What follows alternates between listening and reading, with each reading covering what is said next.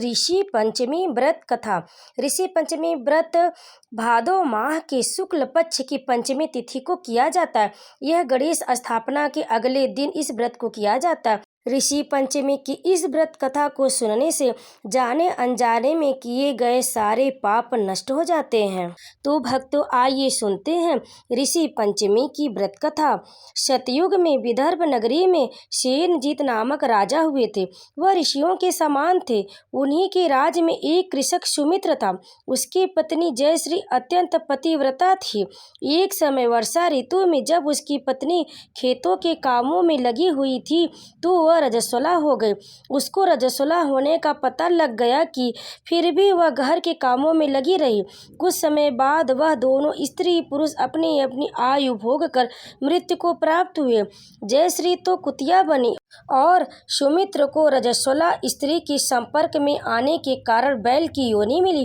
क्योंकि ऋतु दोष के अतिरिक्त इन दोनों का कोई अपराध नहीं था, इसी कारण इन दोनों को अपने पूर्व जन्म का समस्त विवरण याद रहा। वे दोनों कुतिया और बैल के रूप में उसी नगर में अपने बेटे सुचित्र के यहाँ रहने लगे।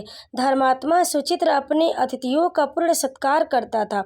अपने पिता के श्राद्ध के दिन उसने अपने घर पर ब्राह्मणों को भोजन के लिए नाना प्रकार के भोजन बनवाए। तब उसकी स्त्री किसी काम के लिए रसोई से बाहर गई हुई थी तो एक सर्प ने रसोई की खीर के बर्तन में विष वमन कर दिया। कुतिया के रूप में सुचित्र की माँ कुछ दूर से सब कुछ देख रही थी। पुत्र की बहू के आने पर उसने पुत्र को ब्रह्म हत्या के पाप से बचाने के लिए उस बर्तन में मुख डाल दिया। सुचित्र की पत्नी चंद्रवती ने कुतिया का यह कृत्य देखा न गया और उसने चूल्हे में से जलती लकड़ी निकाल कर कुतिया को मारी। बेचारी कुतिया मार खाकर इधर उधर भागने लगी। चौके में जो जूठन आदि बची रहती थी वह सब सुचित्र की बहू उस कुतिया को डाल देती थी, लेकिन क्रोध के कारण उसने वह भी बाहर फिकवा दी। सब खाने का सामान फिकवा कर बर्तन साफ करके दोबारा खाना बनाकर ब्राह्मणों को खिलाया। रात्रि के समय भूख से व्याकुल होकर वह कुतिया बैल के रूप में रह रहे अपने पूर्व पति के पास आकर बोली, हे स्वामी, आज तो मैं भूख से मरी जा रही हूँ। वैसे तो मेरा पुत्र मुझे रोज खाने को देता था, लेकिन आज मुझे कुछ नहीं मिला। सांप के विष वाले खीर के बर्तन को अनेक ब्रह्म हत्या के भय से छूकर उनके न खाने योग्य कर दिया था। इसी कारण उसकी बहू ने मुझे मारा और खाने को कुछ भी नहीं दिया। तब वह बैल बोला, हे भद्री, तेरे पापों के कारण तो मैं भी इस योनि में आ पड़ा हूँ और आज बोझा ढोते ढोते मेरी कमर टूट गई है। आज मैं भी खेत में दिन भर हल में जुता रहा। मेरे पुत्र ने आज मुझे भी भोजन नहीं दिया और मुझे मारा भी बहुत। मुझे इस प्रकार कष्ट देकर उसने इस श्राद्ध को निष्फल कर दिया। अपने माता पिता की इन बातों को सुचित्र सुन रहा था। उसने उसी समय दोनों को भरपेट भोजन कराया और फिर उनकी दुख से दुखी होकर वन की ओर चला गया। वन में जाकर ऋषियों से पूछा कि मेरे माता पिता किन कर्मों के कारण इन नीच योनि को प्राप्त हुए हैं और अब किस प्रकार से इनको छुटकारा मिल सकता है। तब सर्वात्मा ऋषि बोले, तुम इनकी मुक्ति के लिए पत्नी सहित ऋषि पंचमी का व्रत धारण करो तथा उसका फल अपने माता पिता को दो। भाद्रपद महीने के शुक्ल पंचमी को मुख शुद्ध करके मध्याह्न में नदी के पवित्र जल में स्नान करना और नए रेशमी कपड़े पहनकर अरुधंती सहित सप्त ऋषियों का पूजन करना। इतना सुनकर सुचित्र अपने घर लौट आया और अपनी पत्नी सहित विधि विधान से पूजन व्रत किया। उसके पुण्य से माता पिता दोनों पशु योनि से छूट गए। इसलिए जो महिला श्रद्धा पूर्वक ऋषि पंचमी का व्रत करती है वह समस्त सांसारिक सुखों को भोग कर वैकुंठ को प्राप्त होती है। अब आइए सुनते हैं ऋषि पंचमी की दूसरी कथा। विदर्भ देश में उत्तक नामक एक सदाचारी ब्राह्मण देव रहते थे। उनकी पत्नी बड़ी पतिव्रता थी जिसका नाम सुशीला था। उन ब्राह्मण के एक पुत्र तथा एक पुत्री, दो संतानें थी। विवाह योग्य होने पर उन्होंने समान कुशील वर के साथ कन्या का विवाह कर दिया। देव योग से कुछ दिनों बाद वह विधवा हो गई। दुखी ब्राह्मण दंपति कन्या सहित गंगा तट पर कुटिया बनाकर रहने लगे। एक दिन ब्राह्मण कन्या सो रही थी कि उसका शरीर कीड़ों से भर गया।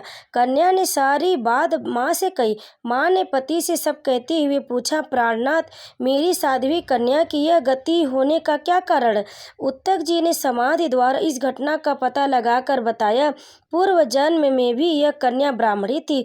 इसने रजस्वला होते ही बर्तन छू दिए थे। इस जन्म में भी इसने लोगों की देखा देखी भाद्रपद शुक्ल पंचमी तथा ऋषि पंचमी का व्रत नहीं किया, इसलिए इसके शरीर में कीड़े पड़े हैं।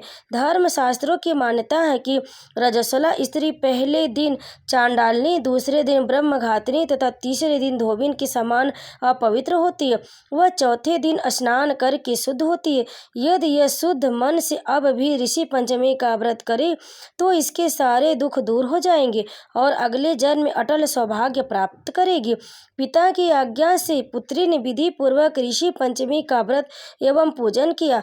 व्रत के प्रभाव से वह सारे दुखों से मुक्त हो गई। अगले जन्म में उसे अटल सौभाग्य सहित अच्छे सुखों का भोग मिला। अब आइए सुनते हैं ऋषि पंचमी की तीसरी कथा। एक गांव में गरीब माँ और बेटे रहते थे। भाद्रपद महीने में जब ऋषि पंचमी आई तो बेटा अपनी माँ से बोला, माँ, मैं अपनी बहन के घर राखी बंधवाने जाना चाहता हूँ। माँ ने कहा, इस गरीबी में बहन के घर क्या लेकर जाएगा? बेटा बोला, लकड़ी बेचने से जो पैसे मिलेंगे वही लेकर चला जाऊंगा। और वह अपनी बहन के घर पहुंच गया। उस समय बहन सूत काट रही थी। सूत का धागा बार बार टूट रहा था। बहन उसे जोड़ने में व्यस्त थी। देख नहीं पाई कि भाई आया। भाई ने सोचा, अमीर बहन के मन में गरीब भाई के प्रति प्रेम नहीं है, और वह वापस जाने लगा। इतने में बहन का सूत का तार जुड़ गया। जैसे ही नजर उठाई देखा भाई जा रहा है। वह दौड़ कर गई और भाई से बोली, भैया, मैं तुम्हारा ही इंतजार कर रही थी। सूत बार बार टूट रहा था, इसलिए बोल नहीं पाई। भाई को बड़ी प्यार से बैठा कर राखी बांधी। भाई ने अपनी बहन को सुंदर भेंट दी। बहन खुशी से पागल हो गई थी। उसने पड़ोसन से सलाह ली और पूछा, मेरा भाई आया है, उसके लिए क्या बनाऊं? पड़ोसन ने कहा, घी में चावल बना ले और तेल का छौंका लगा दे। बहन बोली। पड़ोसन ने जैसा कहा वैसा ही किया। 2 घंटे हो गए। भाई ने कहा, भूख लगी है। बहन ने भाई को पड़ोसन वाली बात बताई और कहा, चावल अभी नहीं पके। भाई ने समझाया कि चावल घी में नहीं पकती, दूध और चावल खीर बना लो। बहन ने खीर बनाई और सबने भोजन किया। सुबह अंधेरे भाई को जाना था। भाई ने सुबह जल्दी उठकर गेहूं पीसे और लड्डू बनाकर भाई के साथ डाल दिए। थोड़ी देर बाद बच्चे उठे और बोले, हमें भी लड्डू चाहिए। बच्चों को देने के लिए लड्डू थोड़ा तो उसमें से सांप के छोटे छोटे टुकड़े निकले। उसे भाई की फिक्र होने लगी। वो तुरंत दौड़ी। बहुत दूर जाने के बाद भाई दिखा तो भाई को आवाज़ लगाई। भाई सोचने लगा कि मेरे पीछे दौड़ क्यों आई है। उसने ऐसे इतनी दूर दौड़ कर आने का कारण पूछा। बहन बोली, मैं तेरी जान बचाने आई हूँ। तुझे जो लड्डू दिए थे उसमें भूल से सांप के टुकड़े आ गए थे, तुझे यही कहने आई थी। भाई बोला, बहन, मैं एक पेड़ पर पोटली टांग कर नीचे आराम कर रहा था। तब कोई चोर मेरे लड्डू चुरा कर ले गए। संयोग से लड्डू चोर पास में ही थे। वे लड्डू खाने वाले ही थे, लेकिन उसकी बात सुनकर रुक गए। बहन के पास आकर बोले, तुमने हमारी जान बचाई। आज से तुम हमारी धर्म बहन हो। लड्डू वहीं गड्ढा खोद कर गाड़ दिए। बहन भाई को घर ले आई और तीसरे दिन सीख देकर भेजा। इसलिए भाई को राखी के दिन रात को नहीं रोकना चाहिए और जाते समय खाने का कुछ सामान साथ नहीं बांधना चाहिए। और यह कथा यहीं पर समाप्त हुई। आप सभी भक्तों को ऋषि पंचमी की हार्दिक शुभकामनाएं।